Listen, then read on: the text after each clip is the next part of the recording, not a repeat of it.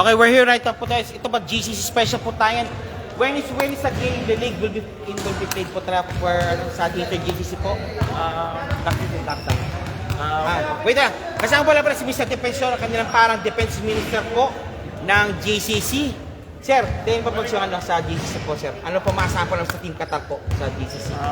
Inimbitahan ko po lahat po ng Pilipino dito sa Doha na manood sa upcoming All Filipino GCC Championship gagawin sa Rapa Gymnasium sa darating na March 21 and 22. Sana po manood po.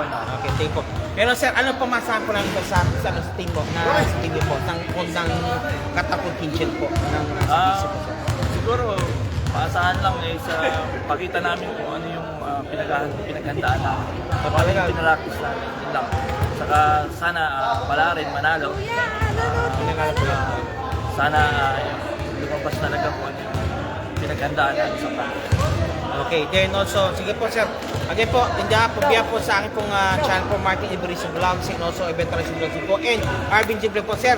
Good luck po sa Team Qatar po ng Salamat. sir. Sige po muli po and muli po God bless po sa ating po lahat. Muli po, ito po si Mr. Defensor, ang kanilang Tower of Power o Defense Minister po ng Inter-GCC Basketball Tournament sir. Thank you po sir. Maraming salamat. Peace. Kaya po si Mr. Defensor, maraming salamat Sir Defensor. Good luck po sa ating po lahat.